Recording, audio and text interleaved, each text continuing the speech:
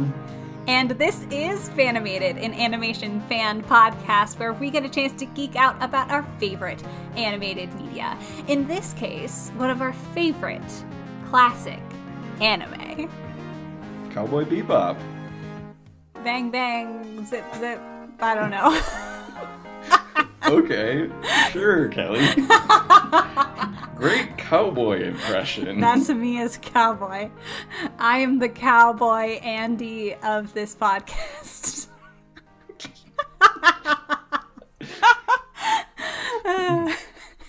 Way too far ahead in the season, but... I'm just jumping ahead. Yeah, we're talking about Cowboy Bebop, the one, the only, today. And okay, little like behind the scenes sneak peek into Fanimated.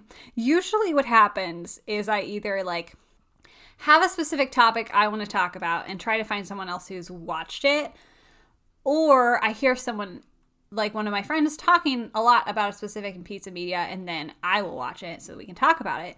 In this case, I was just like, Nathan, have you been watching anything? Whatever. And you said you were watching Cowboy Bebop, and I was like, perfect, that gives me a great excuse to finish it because I never finished watching it.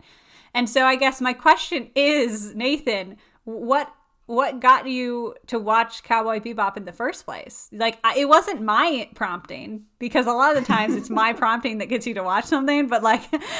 Well, I do watch some shows that we eventually don't talk about, or that I can have my own objective and opinion, but like, Cowboy Bebop is like the classic anime, like the standard, like first, as far as I know, that like broke out and like made it in the West is Cowboy Bebop. Like it, if you like anime, you should watch this show because it's, you know, sort of honoring your grandfathers, right? Like ancestor of modern, you know, anime and animation. And so I had been I'd seen it on Netflix. I'd been watching it for that. I'd taken a break.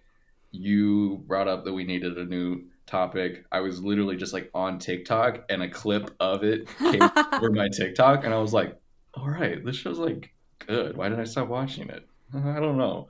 Oh, Kelly just texted me about making a podcast. I should also finish that show. So we're both sort of in that boat where it was like, yeah, you know, we knew that we should watch this for, you know, we're fans of animation, and yes, then fell off the bandwagon. And then we were like, well, all right, homework. Exactly. We have a podcast to record. Let us finish it. It's very motivating having like an actual like deadline and having accountability of we're gonna finish this show, because yeah, it's been on my list for a really long time, and I would agree that like for a lot of people, and I've got so many thoughts that are all coming out at once, but for a lot of people this is a gateway anime, and it like gets people into anime as a whole. At the time this came out, 1998, 1999. Mm-hmm. Yeah, it definitely introduced a lot of new Western audiences. I say Western as like, you know, outside of Japan, audiences to anime. And I will say, like, to add to that, like, anime history in the US / the Western world, like Akira a decade before was also kind of a stepping stone in that, as well as many other things previously. But like Cowboy Bebop was that next stepping stone, you know, of like becoming very popular in the West. And so like, and even now, right? Like I originally was pushed to watch Cowboy Bebop the first time by none other than Laura, who is on this show frequently to talk about Disney films, and who notoriously does not watch anime. But this is an anime she loves and she will watch. Like, if you have someone who in your life who doesn't watch a lot of anime, this might be a good one to have them start with. Like, because just universally understandable. You don't have to understand anime tropes to get it. And like, who doesn't understand like Western bounty, like a Western style bounty hunters? You know what I mean? Mhm. So it's pretty, and the characters are just so immediately lovable that Yeah, you can't it's help it. genre defining. It is literally on the Wikipedia page for space western. This is like the space western, and like Yes. this and Firefly are the same style of show. Of we have, the space cowboy out to catch the outlaws. In this case, they're bounties and bounty hunters, and they travel the stars trying to do good? Question mark. Um, to make money? Question Yeah. mark. They don't Um, seem to make a lot of money. They seem very poor and destitute most of the show. most of the show. Yeah, I like, and that's part of it too. Is every single character on the spaceship Bebop has their own motivations and histories, and that's what makes it interesting. And that, like, from our perspective, having watched a lot of anime before this, right? Like, it doesn't feel like a lot of other anime because it is very adult, because like most of these characters are adult and have very, very colorful histories before the show takes place. Like, this isn't about you know a kid who's gonna climb the ranks to do whatever, right? Like, this is like the kid has already fallen from grace and is now like picking up the pieces of their life, right? Exactly. Yeah. All three of the characters are sort of continuously running back to their histories, right? They're both running away and circling back to them kind of over and over again as the show progresses. And Um, we're like diving into like the deep thoughts of this show, but like you just like walked right into it. Like, for like, one of the big themes of the show is like you can't really escape your past, mhm. because it keeps coming after them in a lot of different ways. And for Spike, spoiler alert, ultimately it catches up with him. Yeah. So, da da da da, that's your little cliffhanger, like, thing. We'll get back to that. Well, that's the spoiler alert alarm, right? Right, here is your spoiler alert alarm. So, if you have not seen Cowboy Bebop, we're about to discuss all the plot, all of the characters, all the things.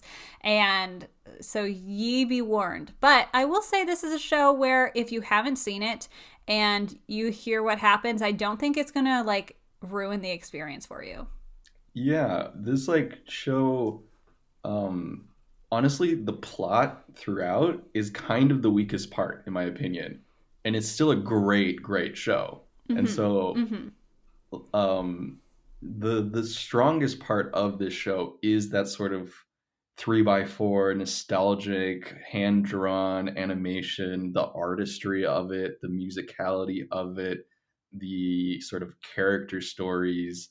The plot is almost, to use another music term, second fiddle to like the rest of the production of this show, which it's great. Still, it's very episodic. It's very world building. You feel in this sort of future space era, um, that time has passed, but things still feel, you know, old. It sort of has that. I don't know if there's a specific term, but it's like, what whenever people in the past imagine the future, they can't help but still imagine the present that they're in. And so, Yes. you still have like fax machines on spaceships, right? And the technology that would actually exist is going to look nothing like the technology that is present, but they didn't bother with all of that. They were like, we're just going to continue with whatever sort of present technology we have, but push it into this future. So it has this very like old classic feel, but also this very futuristic new field, which is just a vibe. This whole show is just a vibe. Absolutely. It's a vibe, and it sticks to that vibe so well. And yeah, it is a very world building experience or galaxy building experience.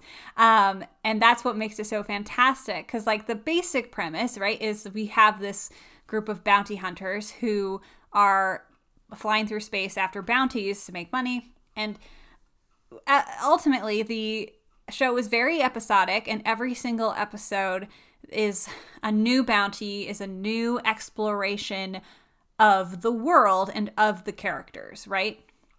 And so every episode, they're exploring this world, this galaxy in a different way.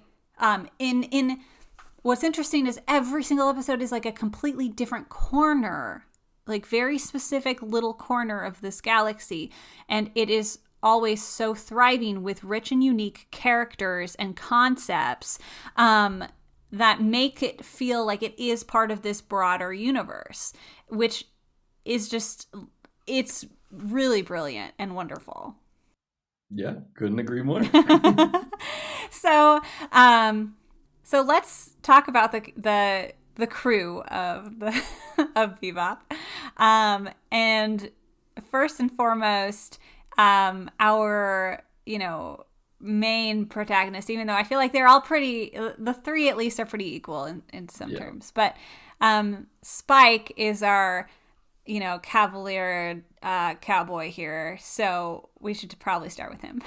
Sure, Spike Spiegel. They have great names. He's sort of aloof from everything, but has just absolute wild reflexes that catch people off guard. He seems almost invincible in his martial arts and his sharpshooter, and uh, he's ace pilot number one kind of deal. And uh, I'm gonna be honest, Kelly. He's not really that interesting or my favorite. He's kind of like he's the dude. He's the manly man. He's the hero, the guy, but always kinds of still ends up on his face, Yeah. tripping over himself. He's not a socialite. He doesn't do very well in any sort of actual situation. He shoots first, asks questions later. Kind of hot headed. Um, he's the least unique, I think. But you kind of need that for like the sticking point of the show. Like he's kind of the glue that holds everyone together because he's the one that can achieve the most per se. You do kind of need this type of character in like this space western, right? Hmm. You need the one who's going to go out there and duel somebody, Yeah, and that's Spike. Like that's his role in the show. But I will agree that like his story, his arc was my least favorite of the main three, of yeah. actually anybody, any of them, the crew. Um, Even though that was the main one and the one it ends on and everything, but um, I think the greatest thing about this show, though, is that, like you say, it's the main one, but it's like it had maybe one more episode than the others, and they just kind of like bookended it. Like he mhm, was kind of the one at the beginning and then the one at the end. right. But like in between, they still flesh out everyone's characters, and his story is he's ex syndicate. So there's sort of like this underground criminal organization that runs everything, and so he's left that, but you never really leave the syndicate kind of deal. So they're Vicious is aptly named sort of the villain-ish of the show, but he only shows up in a couple episodes where he's kind of hunting down Spike. Um, and Spike is chasing a girl, Julia.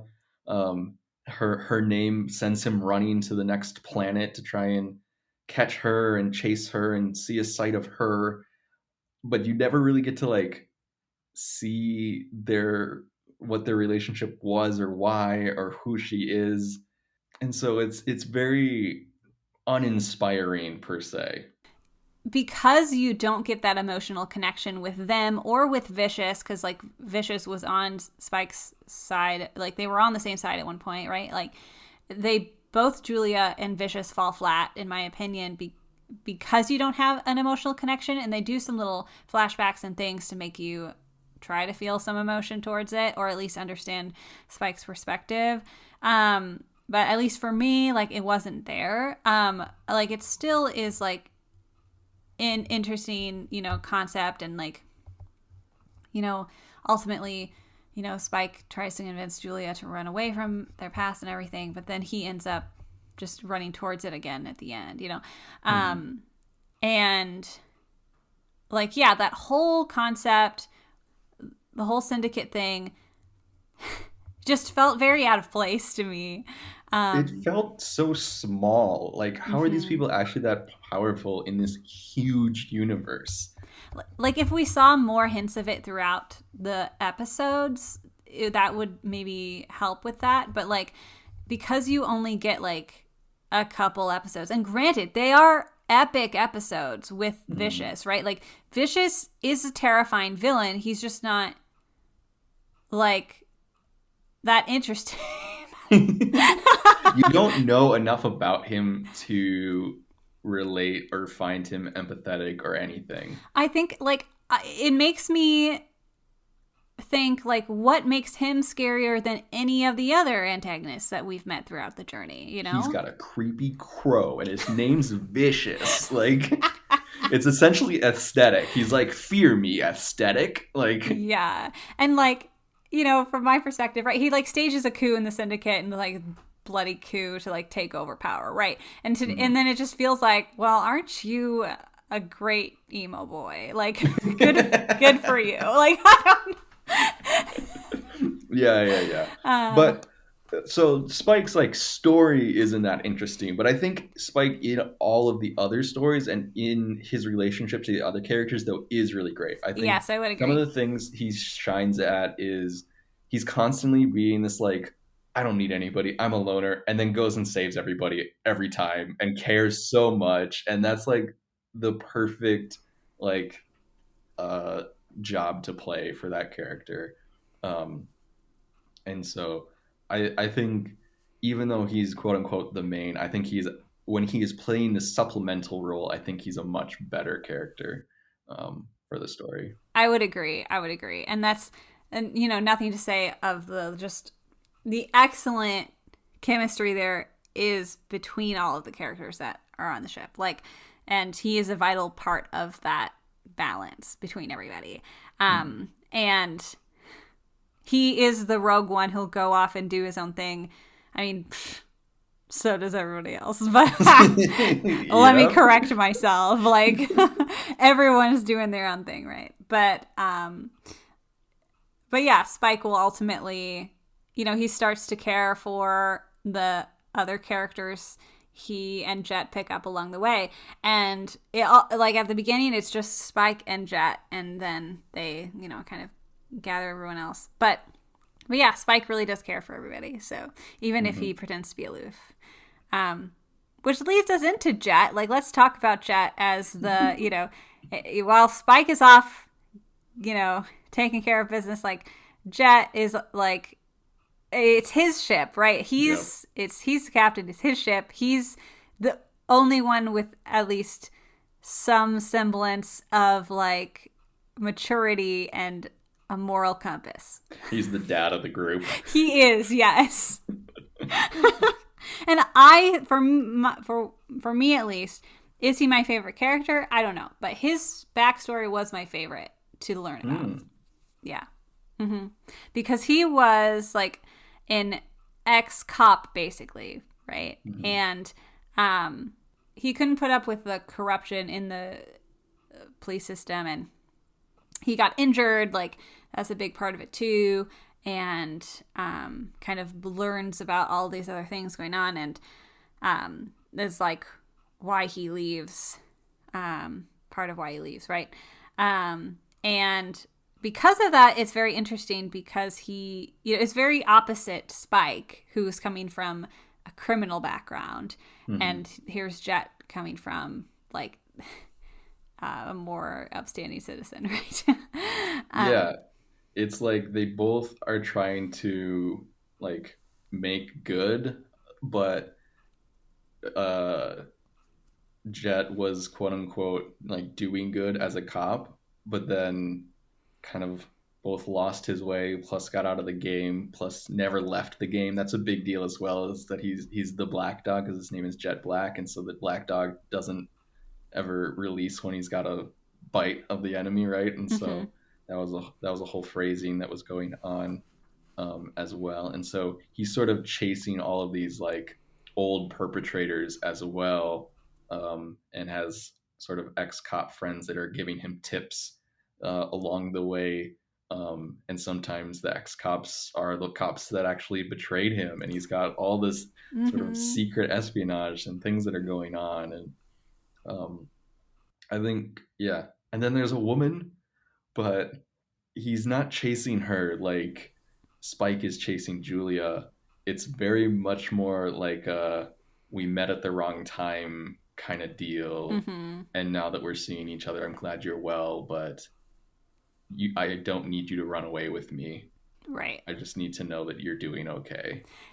Yeah, like it's an interesting like I'm trying to see if there is a comparison to make between Julia and then Jet's gal who I can't forget the name of because it's She's just only in one in it for episode. one episode, and she like runs away with one of the people they're like hunting that Hunting. has a bounty on him. And so Yeah.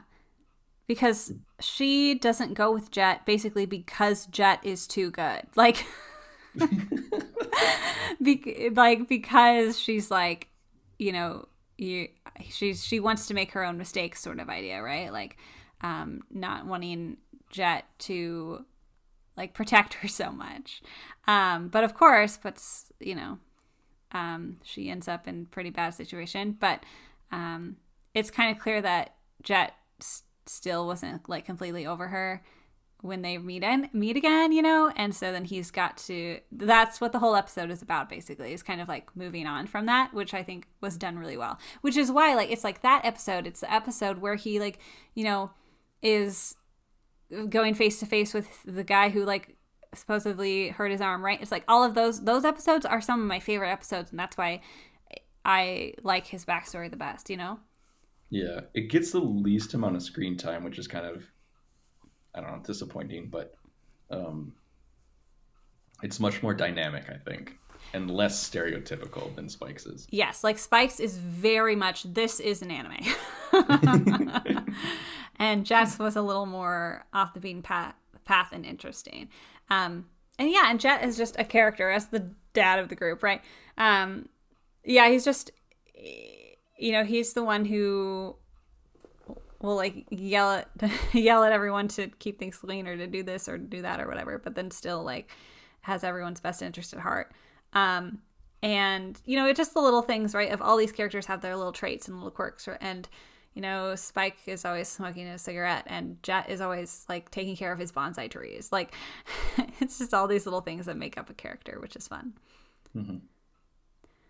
So we should talk about Faye. Faye Valentine is so cool. She's so cool, Kelly. Faye is pretty epic. Faye is the femme fatale. I don't need no man. I was on the run. I was gambling. I was in trouble.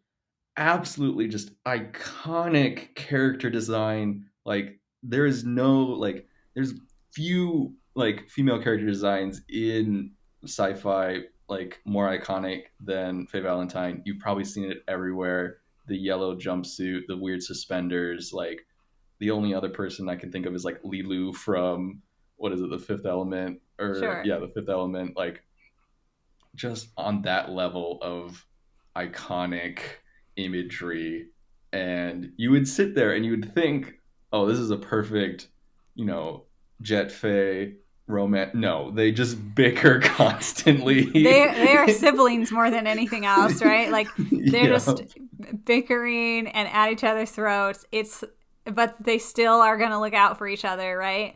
And I did appreciate that Faye just didn't just automatically become a romantic interest, and that she really had her own unique story and interests and goals outside of the men in the group, right? And so yeah, Faye is epic. Like Faye is just as like, you know, in the action as Spike is, and like there's one that kind of it ties in with Spike's backstory a little bit, but like where she goes to a planet where there are like no women in the town or whatever, and then meets up with this guy at the bar and learns about him, and he is connected to Vicious in some way and whatever, right? But it's like she's able to like connect with people more charismatically than Spike does, like because Spike just thinks with like shoots before he talks or whatever, and so I think that's like pretty interesting too. But then of course like Faye will just like run off and do her own thing without telling anybody, like She's always running. Yeah. yeah. But I've found her backstory the most interesting out of the three.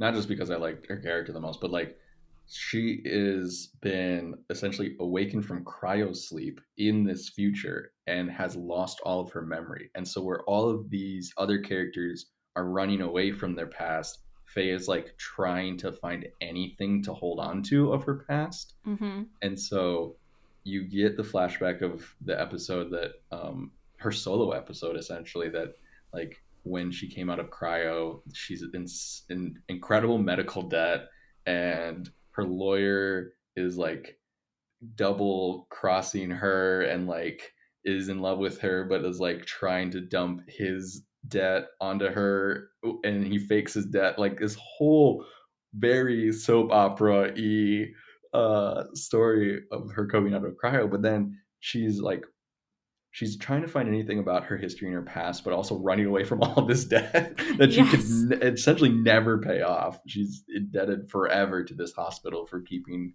her in cryo for so long.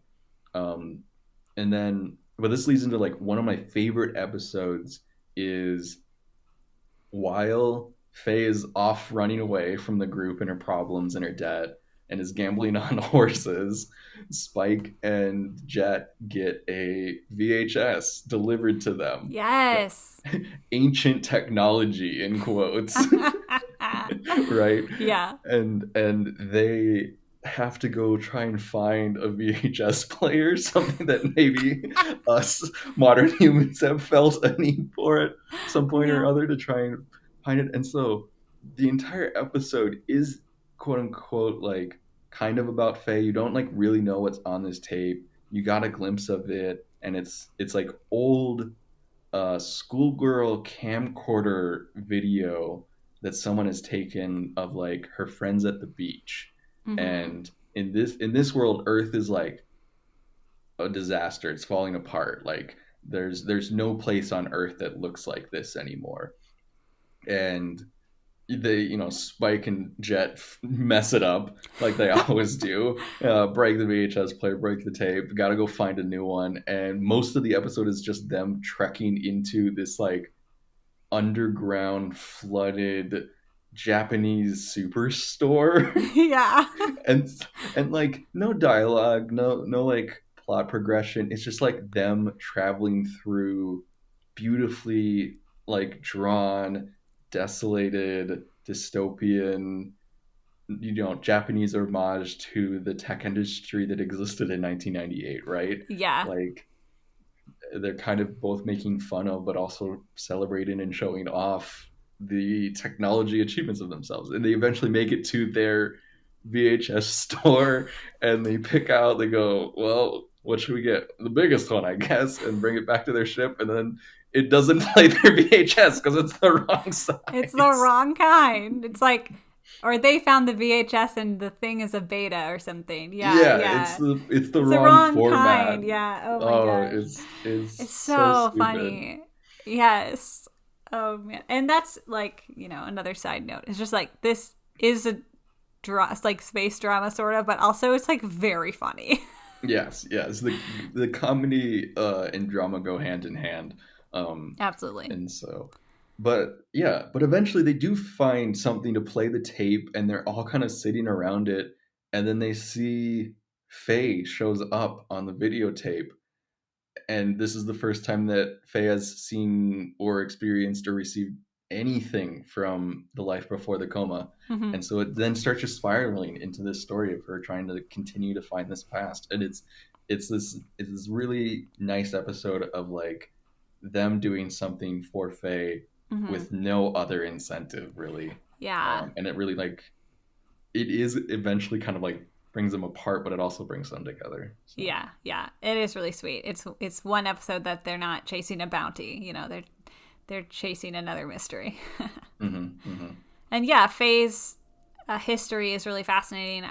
One of my favorite episodes is when she does kind of run away for a bit, and when the memories come back, and she goes back to where her house was, and it's she's trying to find where she belongs in the universe, and she gets back to her house and it's gone. It's completely gone. She like draws out the lines of the house or whatever and sits like draws out where her bed would be and sits in her bed or whatever. Like that image really sticks out to me.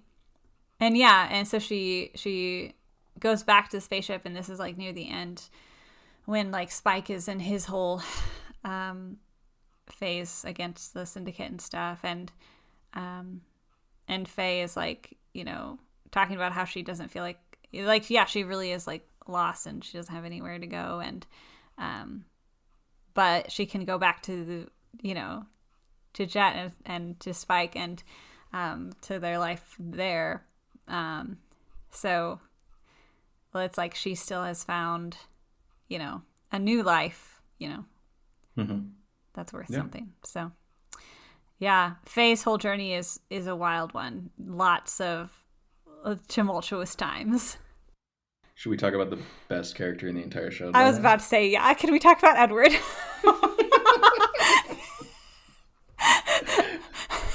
Edward, Ed. What is it about anime guys named Ed? Anime girls question mark named Ed. Anime Children. children. Oh my god, Ed. Ed. Ed's my favorite. Ed's my favorite too. I was gonna say. Okay. Great. Okay, good. We're all in agreement. We love Edward so much. Because Edward is the chaos, like true chaos. Edward is a super hacker who is first introduced to the group by hacking into satellites and drawing images on the surface of Earth. And so a bounty is put out on who's doing this. They eventually find out that it is Ed manipulating an AI, and it's the AI, and they can't get the bounty because they can't turn it into AI, but they end up with Ed on their ship. Yes. And because Ed can like hack into anything, so anything. he hacked into their ship and was like, "Wait, you can't just leave me. Like you're going. I'm going with you."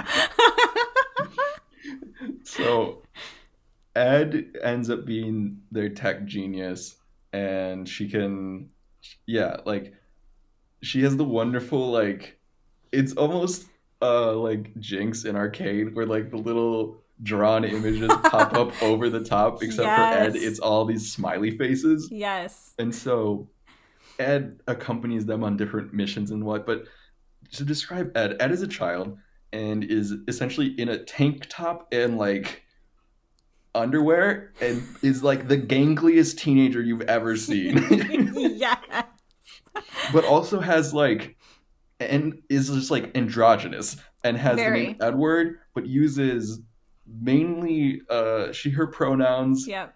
And we eventually meet her father at one point, who is like a maniac trying to map the earth, and even her father forgets if she's a boy or a girl. Like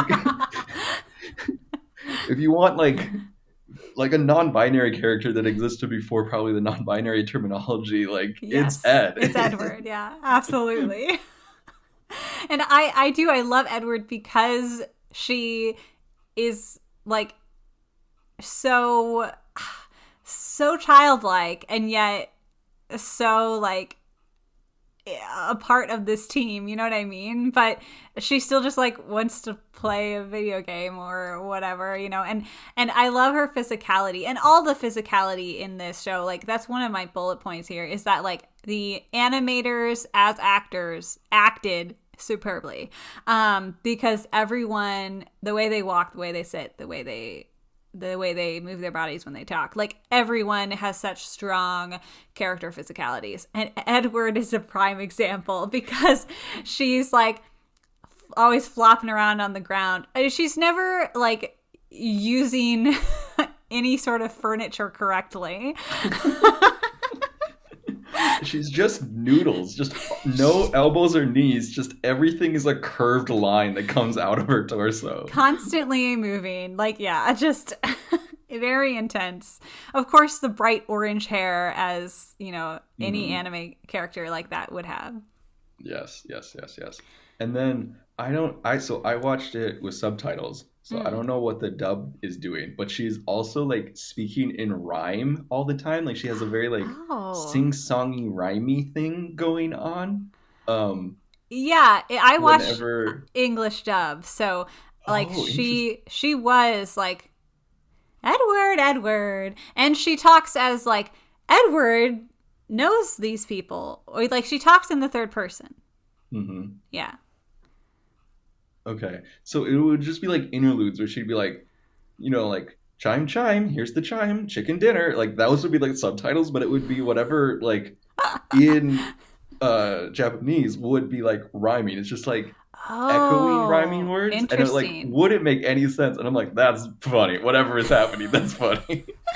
Well, I don't remember her rhyming in the English dub, but she would like, and she did like sing songy say like her lines, her dialogue, and it was like gibberish sometimes of just like Yes, yes. ridiculousness. Yeah, yeah. So they maybe not have tried to replace the gibberish with rhyming couplets, but I'm Mm-mm. pretty sure it was like rhyming couplets in the Japanese. Yeah, yeah. Um, That's cool. but yeah, I was just it's just really fantastic.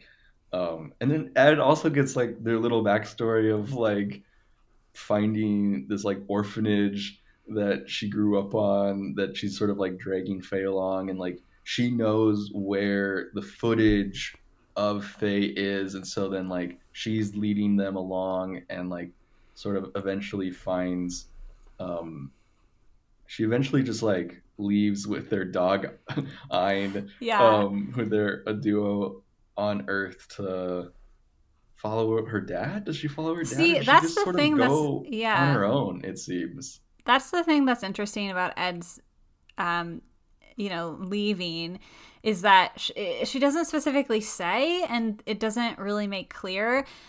My interpretation is that she must have got on the bounty ship to eventually have them help her find her dad in the first place. And then when they found her dad still left without her. And so then she kind of moved on from the Yeah. ship and is like, okay, I'm going to do something else. Or, she, can go into her own coming of age anime and go on her own adventure, you know?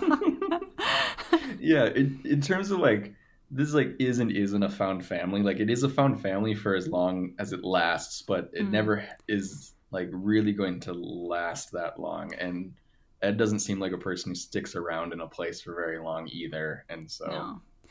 And I think that's what's so special about this show in general is that it not only does the show end, but it ends where they wanted it to end, and they end the characters separating ways.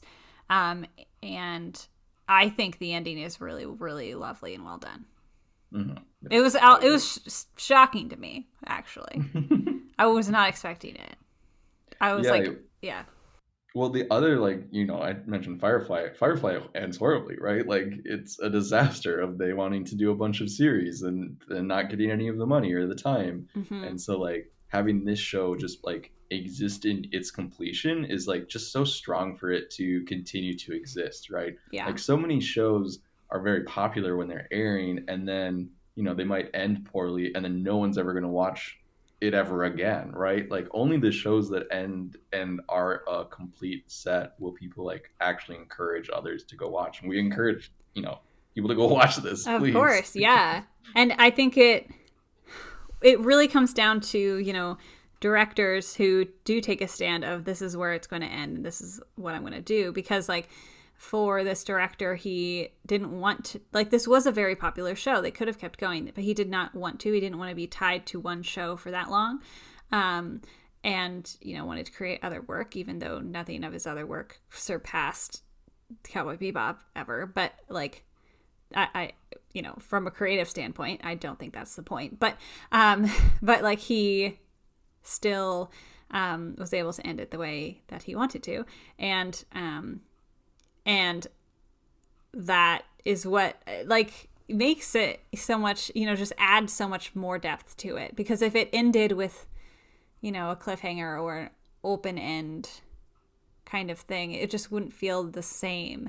Because like this show has such a specific tone, and have it have such a strong punctuation mark at the end, really just ties it all together in this great way. Even though every single episode is so different, such different adventures, it's like, then it was shocking, it was interesting, it was different, and it just felt good to have a good, solid ending. Yep. Yeah. We don't get too many of those. No. Yeah. Yeah, in Let's this talk. environment, definitely not. Yeah, let's talk about you mentioned tone, and this show is incredibly musical. Mm. Everything about the show, from the name of Bebop, is musical, and so every episode technically has like an underlying music theme as well.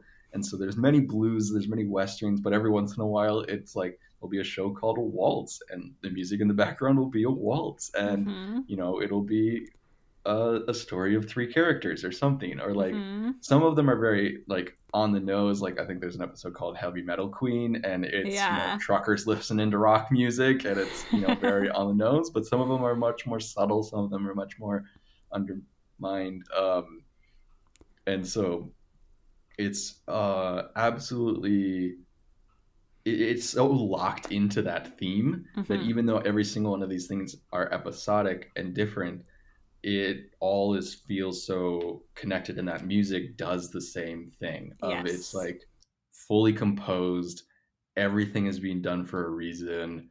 The soundtrack has millions of listens to it on its own. I looked it up.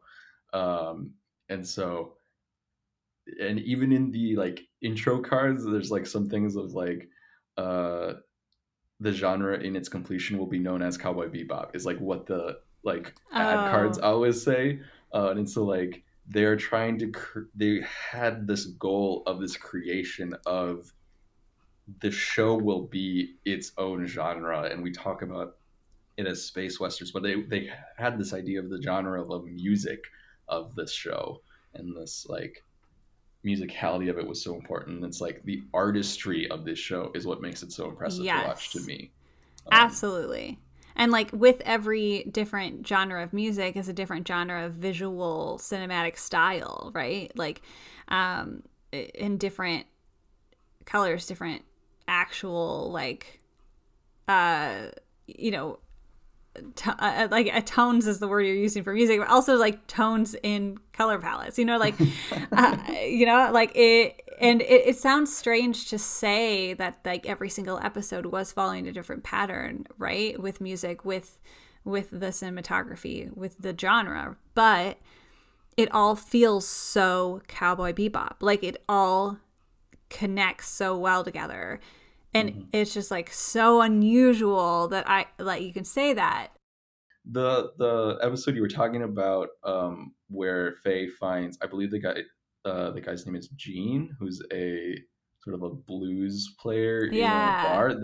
The whole as a two-part episode is called Jupiter Blues, and whole color palette is blue. They're trying to search Vicious. It has the like absolute bluesy saxophone that Gene is playing in the show, also overplaying the entire background soundtrack. Like it's all just like so tightly, you know, pinned together that like yeah, you just don't get them like you used to, kind of deal.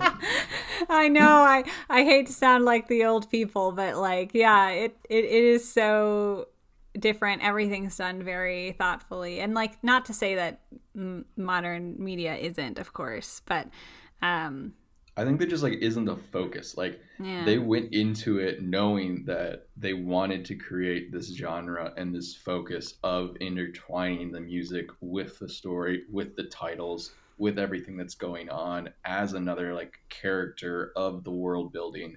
Mm-hmm. And so, you know, other times, music is there to make you feel something. This music was there to like, you know, set the table dressing and set the scene Yeah, and give you what to expect beyond just like an emotional feeling. absolutely. They took it to a different level, which was Mm-hmm. really fantastic. And so we'd also be remiss if we were talking about music and we didn't talk about the opening Opening number, song. the OP. It's a classic. Um, you have to talk about it first because I'm gonna because So the opening song is "Tank!" exclamation point by the Seatbelt. It is so popular and so good. It is essentially a jazz staple at this point. It is big band. It is made to sound like Mission Impossible, like a spy movie. The opening sequence is endlessly iconic of like the moving windows that you've probably got to used to by watching the intro of like James Bond or a heist movie where they have the multiple images and the multiple windows type of thing. Um, if you've ever watched Archer, Archer is ripping completely off of Cowboy Bebop's opening sequence. Like, there's almost nothing more iconic in animation than the opening sequence of Cowboy Bebop, and I think it's an absolute shame that you and did not include it in your opening sequences episode. Just gonna put it out there. Just gonna put it out there. hey now, shots fired. You know what? I'm looking at my top 10 anime openings right now because I swear I I don't remember it. I don't know if you'd watched it at that point, but it like I, I don't think it was on there. I don't have it in my notes, but I swear I had it at my note in my notes at one point, or at least mentioned it because I felt the need that I had to. Like I felt obligated. Everyone go back and listen to the top 10 anime openings and tell me if I'm wrong. But I wasn't familiar with the show at the time, so I do. Yeah. I know it is a crime again.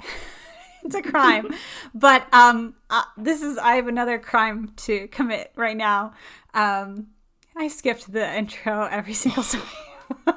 Kelly, Netflix makes it easy to skip. I don't blame you. I skipped it a couple times, but it is great. It is iconic. It's fantastic. It is good. Like I'm gonna be honest. I still don't know if I would have put it in my top 10, even if I made the top 10 list now. You're unbelievable. Like literally the only openings that I think are like even comparable in my brain is like Attack on Titan and honestly maybe Chainsaw Man. Like literally I don't think like those are the only ones that even come close. Here's what it is. I think it's like because the music is amazing. Don't get me wrong. And like the visual style is super cool. But like looking at my top 10 anime list, I mean, I think I chose the ones that elicited an emotional reaction. And like Cowboy Bebop doesn't do that for me. Okay. It's like a good like tap my toes to this. Like, yeah, like it gets you excited for the episode as an opening should do. But it doesn't make me go, oh my goodness, I need to, see what's happening in Spike's life right now, which is what I like. Yeah, I suppose you're a big fan of like the openings that are telling the story of the season, and this is silhouettes of people looking cool. Exactly. Which honestly kind of is what the season is about. That's true. That's true. I like an anime opening where there's so much so much symbolism that you don't understand the entire opening until the season is over, and then you rewatch it and go, oh, or that they're hinting at things that don't even happen until season 4, You want that nummy lore that you and your Tumblr fiends can gobble up. You've seen right through me. And I'm like, I want to jam. Three, Wow. 2, 1, let's jam. Yes, and Cowboy Bebop intro is a bop. Yep. Uh, so everyone can shout at me online if they disagree, which is totally fair. Oh dear. Going from music to animation, I really don't have a lot to say about the animation. Like, this is still at a time where there's, like, you could just tell there's a lot of advanced technology that just wasn't there yet. They obviously did a lot with what they had, of course. The A lot of the fight sequences are phenomenal. Like I mentioned before, like the coloring and the cinematography, I think, are the top key points animation wise, because it's the way the shots are storyboarded and directed, with the way the camera moves in these very different genre episodes. That's what makes it interesting to me, not necessarily the fluidity of animation or the um, breathtaking backgrounds. Nothing like that really inspired me as much as just the cinematography and the color keys. Mm-hmm. But again, like, the other thing that I already mentioned too, that's the huge bullet point, is just the animation acting, which is just on full display and just fantastic. And character designs, like that sort of thing, like really, really fantastic work. Again, all these things that we've already mentioned visually. And so, a lot of times on these episodes, I have some interesting tidbit about new animation technology or specific things they did to get a specific look. But I mean, there really wasn't anything specific that I have in that realm for this show, other than, like, the pieces that they could control, they controlled really well. Yeah, they were experts in their field doing something superbly. Yeah, absolutely. So I mean, whew, every single aspect of this show is very artistically crafted. Hmm. Yeah. Yeah, I just the artistry of it makes me want to just like watch it on like a CRT and have like that sort of grainy film of it. Like it feels like disingenuous to watch it on on my computer on a Yeah. a nice 1080p type of monitor or like a fancy TV. It's like Hmm. no, this should have been on like your little like first TV that you got when you were a child and you sat it on your dresser and it was Uh huh. a 10 by 10 box CRT Yes. that like Yes. kind of buzzed when you watched it. Like that's the like vibe it puts you into and how you should just if you could afford the technology, which is probably really expensive at this point, Yes. Oh no. to watch it that way. Brings you back to late night Adult Swim anime. Yeah, it has that. I don't know if it was ever on oh well Toonami or not, but it like Toonami is like clearly like the guy in the Hmm. spaceship is kind of inspired as well by this Yeah. Cowboy Bebop. It's like as soon as you see the show, you're like, oh, those guys are doing that thing. Oh, those people were doing that thing. Hmm. Oh, Ah. like it's just been a zeitgeist of animation and of westerns and of space westerns and space operas and everything to come after it. Absolutely. And if you are an anime fan or an animation fan at all, like, this is definitely one to add to your list. Like, it does feel like one that you kind of have to watch at some point, and for good reason. Like, it's incredibly enjoyable to watch. So yeah, I know we're like kind of winding down a little bit, but I still want to ask, because this is so episodic, it's exploring lots of different ideas about like a sci-fi future, and like so many unusual, like sometimes funny, sometimes super dramatic episodes. Like, were there any that stuck out to you, ones that you haven't mentioned already, that are your favorite episodes? Sure. Beyond the ones that I've already mentioned, the magic mushrooms episode where Ed is the bounty hunter going to track down the man to try and get them to to her knowledge the food. It's an absolute silly doozy of an episode where the main three are essentially sort of dying of starvation back on their ship that has crash landed onto a desert planet, and Ed is the only one that has any sort of sense to go out and try and find food.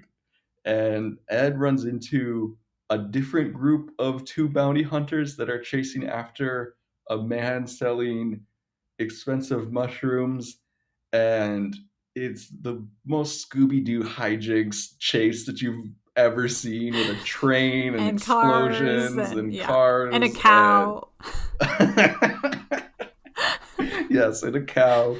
And Ed eventually comes out on top as the hero, and the man essentially forks over all of his mushrooms, saying that they could sell them for hundreds of thousands of dollars because they're so rare and intoxicating and whatnot. And Ed goes back, and they're normal shiitake mushrooms. And everyone has to eat mushrooms for the rest of the trip. It's just so goofy. Oh no. But like there were some mushrooms that like he experimented on with everyone else and they were basically high the whole episode. Yes, it was very psychedelic for a bit. Oh my And goodness. even the dog got a little loopy, but Yes. Oh no. Yeah, no, that's a great episode. And it's fun to see like yeah, Edward in a different role. yeah, not behind a screen, but actually in the Mm-hmm. action Mm-hmm. in her gangliest of Oh forms. yeah, oh yeah, and the way that she solves the problems compared to everyone else is very funny. So that's a good one, definitely. Man, like there are just so many that are interesting. I always appreciate the episodes that introduce an interesting concept, or like one of the early episodes still like haunts me in a way of like basically in this far future, like there's been this horrible destruction like on the moon, and like the moon like I don't know, like rains down on the earth or something horrible happens. Mhm. And there's this one episode about this kid who never ages, and so he's actually really old, but he's just like he looks like a child. And those types of things freak me out. Like Akira we mentioned, right? Akira is like the young children who look like old people, except this is the reverse of like it is an old person but looks like a child. And both of those things are very creepy to me. And right, like he is just going from, basically he's basically immortal, and he's just going from life to like recreate, his backstory and everything. And he can't be killed or whatever. But then they find a way to, put it into him, and Spike does, and then it's like this really dramatic, horrible thing of like the guy is like starts to become old like in front of him, and withers to dust, and like that sort of thing just like creeps me out. All right, so Is it I my picked the favorite fun, episode? I don't know. happy. I But picked it's the fun, happy episode, and Kelly's like, I had so much trauma from this episode. but I'm telling you, it has not left my mind since I watched it. I'm like, wow. That's something that's gonna stick with me in my Yeah. nightmares. Okay. All right, Kelly. Don't watch Uh, Benjamin Button. That sounds like a horror movie for you. yes, actually, I have avoided that particular movie for a reason. But yeah, goes to show how wide and varied every single episode of Cowboy Bebop is. So before we end the episode, I also want to talk about how the show ends, because we've kind of been hinting at it and skirting around the issue. But like Spike decides to go back and put an end to Vicious, and in the process loses his own life as well. And I like I've mentioned already, I absolutely loved the ending. I was surprised and was kind of just like, wow, that's it, that's the end. But that's why I liked it. Like, I like it when it's just like, it's not some big epic crazy thing, but it's just like, and then it was pretty big and epic and crazy. It was big and epic and crazy, like the battle leading up to it. But like the final beat, is just like he falls down and then it's like quiet, somber music, and he just like zooms out and you're wondering, like, it's like that few seconds of like, wait, is he seriously dead? And then, you realize it comes like, oh yeah, no, he's dead. He's dead. Spike is dead. This show is over. Mm-hmm. So that's what I liked the most about it. Even though the action and stuff was cool, like, honestly, I just liked that final beat more than anything. Because I feel like that's not, something done so, like, I know that it is this big, crazy action scene, this whole ending, but, like, it doesn't end on that. It doesn't end on a high, necessarily. It just kind of ends. Yeah, there's no, like, the ship sailing off into the sunset, right? Yeah. Like, that's like how other people might wrap a happily ever after, even if he did die, having some sort of like funeral, or yes, everyone's together. It's like, no, Vicious killed him. He killed Vicious, ? And now we're done. That's it. Yeah, like, not even a, like, a final, image of his grave, or like final image of, or like Jet and Faye like doing anything else. Like, there's nothing else. There's no any sort of epilogue closure. It's just a very slow, like, pan away, like, zoom out of his dead body on the stairs. Like, that's it. Yeah. Well, doesn't it even continue to merge into the credits? Like, it just starts panning up and endlessly pans up. It endlessly through the pans. Sky, into the space, into the stars, into the blackness, right? Right. As credits roll. And then his star goes out at the very end. Mm-hmm. It's great. I love that. I'm here for it. Like, yes. Yeah. I thought it was satisfying. Yeah. My only gripe is, like, to kill yourself over a girl that wasn't in any of the other episodes was kind of like, come on, dude. I mean, I have established his backstory stuff was my least favorite. Right. And yeah, especially when his whole point to Julia was, you can run away. And then at the end, because Julia dies, he decides that he can't run away. Yeah. From it. And even Faye is so, like, she's begging Spike to stay, for, like, like, she's making really good points, like, of, like, we've created this whole new life here. Like, she's smart and a good character. And Spike is an idiot, let's be honest. Yeah. But he does what he thinks is right. Even though it's like none of, like, his allies survived the fight anyway, so, like, who's gonna take over the syndicate? Just some other, like, evil guy probably. I mean, but again, that's not what the story is about. Hopefully Ed. Oh my gosh, he totally could if he wanted to. Ed can do anything he wants to. Ed, gender defining, character defining, warps reality around her will. Yes, I need a whole side series, just like a spinoff, just about Edward. I'm imagining every single episode being like the mushroom episode. That's all. Oh, it'd be so bad, Kelly. It'd be so bad. It'd be so bad in a good way. Mm-hmm. So that's Cowboy Bebop. That's it. Just like Cowboy Bebop, we will fade into the night sky disappear from your listening ears. What's the audio equivalent of a zoom out? A fade out, a quiet fade out. Yes. Are you going to quietly fade out as we talk about this part? As Yes. we laugh? We're gonna quietly fade out in the distance as I read the quick outro. That All you right, you're the editor.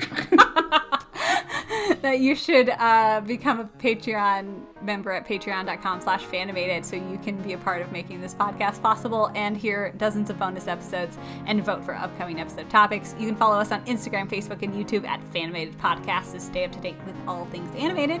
And don't forget to leave us a rating and review. I really appreciate those. The music is written by J.B. Krause, and the art is done by myself. You can find me on Instagram at CandorDraw. And as we, zoom out, fade out into the distance, we will, unlike Spike, we will be back for more. Is it really a fade out then? We're just going to come back? We will fade back in next episode. And in the meantime, stay tuned. And stay animated.